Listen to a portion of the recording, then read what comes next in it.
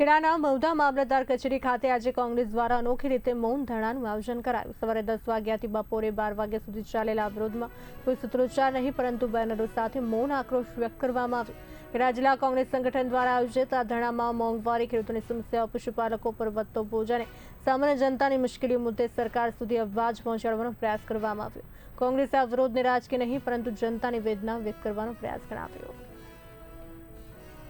સમગ્ર ગુજરાતની અંદર ભારતીય જનતા પાર્ટીના આ ગેરવહીવટ સામે ગુજરાતમાં વધતી જતી મોંઘવારી, ગુજરાતમાં વધતો જતો ભ્રષ્ટાચાર અને કાયદો અને વ્યવસ્થાની સ્થિતિ જ્યારે કથળી રહી છે ત્યારે સમગ્ર ગુજરાતની અંદર તાલુકા કોંગ્રેસ સમિતિ મહુધા દ્વારા આજે મામલતદાર કચેરીએ ધરણા પ્રદર્શનનો કાર્યક્રમ રાખ્યો છે।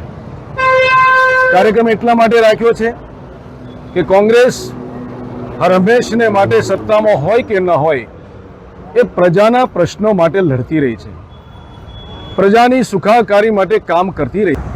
આજે નડિયાદ જિલ્લા કોંગ્રેસ સમિતિ તરફથી મહુધા ખાતે મામલતદાર ઓફિસે ધરણા કાર્યક્રમ રાખવામાં આવ્યો છે।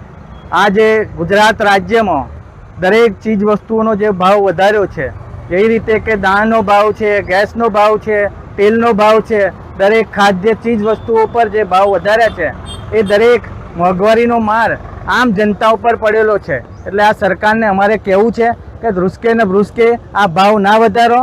આ પ્રજા ત્રાહીમામ થઈ ગઈ છે, આ સરકારથી એટલી નફરત કરે છે કે આ સરકારને ક્યારે અહીંયાથી ઉખેડીને ફેંક। ગુજરાત કોંગ્રેસ તરફથી પ્રજાનો અવાજ બનીને આજે મહુધાના ભાગરૂપે કાર્યક્રમ આપવા ઊભા છે। અમે પૂછવા ઊભા થયા છીએ કે ખેડૂતના ખાતર ઉપર 700 રૂપિયાનો ભાવ તમે કયા મોઢે, કઈ સ્થિતિને આધારે, કઈ પરિસ્થિતિને આધારે, આ દાળ ઉપર 200 રૂપિયાનો વધારો ખેડૂતના કઈ સ્થિતિને આધારે તમે ખેડૂતોને શું આપ્યું છે કે લેવા નીકળ્યા છો?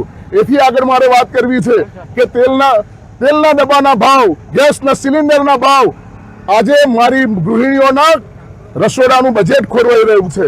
મારો સામાન્ય માણસ જે ગરીબીની રેખાની આસપાસ છે, મધ્યમ વર્ગની આસપાસ છે, એ બધાની કમર મોંઘવારીથી તૂટી રહી છે। મારા ખેડૂતની સિઝન જતી રહી છે અને ડીઝલ